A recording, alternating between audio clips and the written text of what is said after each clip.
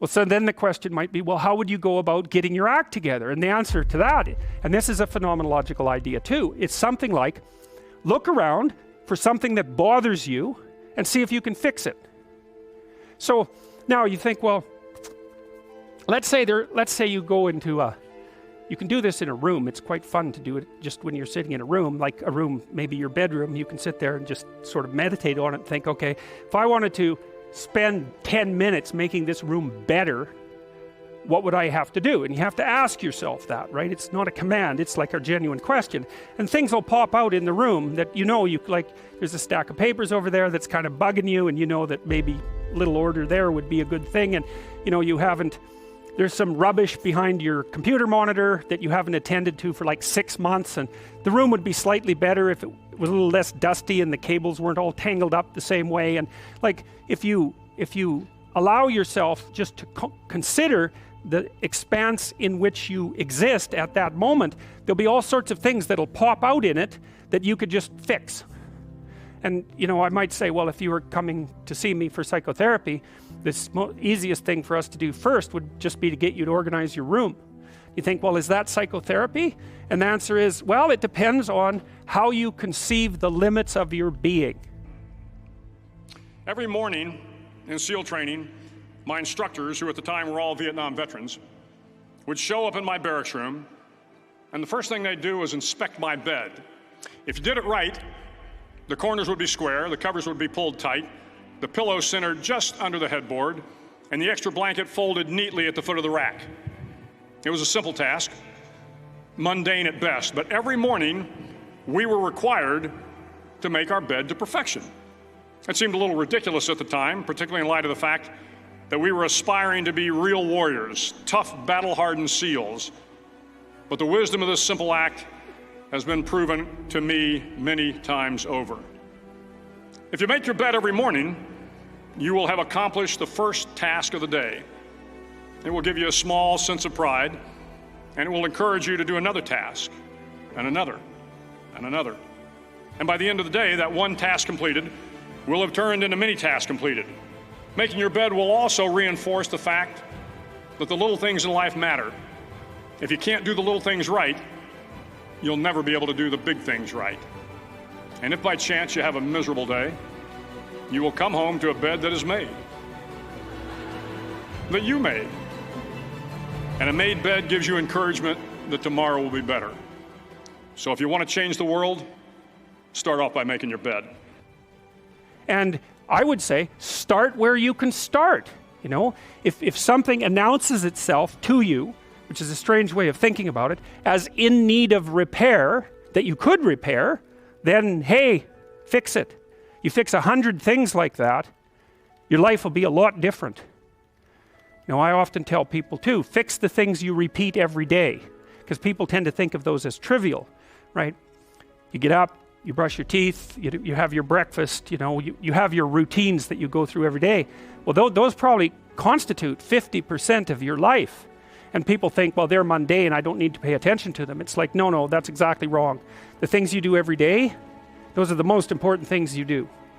Hands down. All you have to do is do the arithmetic. You figure it out right away. So 100 adjustments to your broader domain of being, and there's a lot less rubbish around, and a lot fewer traps for you to step into.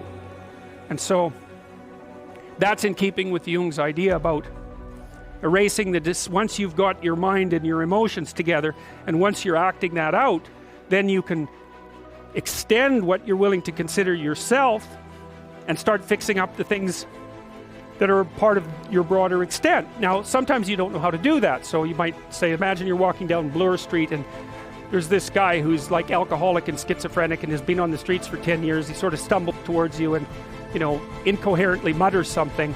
That's a problem. And it would be good if you could fix it, but you haven't got a clue about how to fix that. You just walk around that and go find something that you could fix, because if you muck about in that, not only is it unlikely that you'll help that person, it's very likely that you'll get hurt yourself. So, just because while you're experiencing things announce themselves as in need of repair, doesn't mean that it's you right then and there that should repair them. You have to have some humility. You know, you don't walk up to a helicopter that isn't working and just start tinkering away with it. Okay. The next subject is my favorite, setting goals. Mr. Shelf taught me how to set goals. What a favor that was. One morning at breakfast, shortly after I met him, he said, Jim, let me see your current list of goals, and let's go over them and talk about them. He said, maybe that's the best way I can help you get a better direction started. And I said, I don't have a list. He said, well, is it out in the car or home somewhere? I said, no, sir. I don't have a list anywhere. He said, well, young man, that's where we got to start. He said, I can tell you right now, if you don't have a list of your goals with you, he said, I can guess your bank balance within a few $100s. Which he did. And that got my attention. I said, you mean my bank balance would change if I had a list of goals? He said, drastically. That day I became a willing student how to set goals. And sure enough, learning how to set goals changed my life. And I often wondered why no one had ever taught me how to set goals up until age 25. I went to high school, but if they offered it, I missed it. I went to college for a year, never heard it. I worked for Sears. Really. And to my knowledge, Sears never taught it. Right? How to set goals. So here I am, age 25, married, my family's starting, I've been to college, I'm working, and I still don't know how to set goals. But fortunately, when I was 25, I met the man who taught me how, and it revolutionized my whole life. Economically, socially, personally. You know, it's a very interesting thing to do. I like the idea of the room, because you can do that at the drop of a hat. You know, go back to where you live and sit down and think, okay, I'm going to make this place better for half an hour. What should I do? You have to ask, and things will just pop up like mad. And it's partly because your mind is a very strange thing. As soon as you give it an aim, a genuine aim, it'll reconfigure the world in keeping with that aim. That's actually how you see to begin with. And so if you set it a task, especially, you have to be genuine about it, which is why you have to bring your thoughts and emotions together, and then you have to get them in your body so you're acting consistently. You have to be genuine about the aim, but once you aim, the world will reconfigure itself around that aim, which is very strange. And it's technically true. You know, the best example of that, you have all seen this video where you watch the basketballs being tossed back and forth between members of the white team versus the black team, and while you're doing that, a gorilla walks up into the middle of the video and you don't see it. It's like, you know, if you thought about that experiment for about 5 years, that would be about the right amount of time to spend thinking about it. Because what it shows you is that you see what you aim at. And that, man, if you can get one thing through your head as a consequence of even being in university, that would be a good one. You see what you aim at.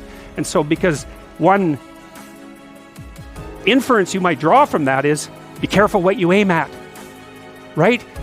What you aim at determines the way the world manifests itself to you. And so if the world is manifesting itself in a very negative way, one thing to ask is, are you aiming at the right thing? Now, you know, I'm not trying to reduce everybody's problems to an improper aim. People get cut off at the knees for all sorts of reasons. You know, they get sick, they have accidents. There's a random element to being, that's for sure. And so you don't want to take anything, even that particular phrase, too far. You want to bind it with the fact that random things do happen to people, but it's still a great thing to ask.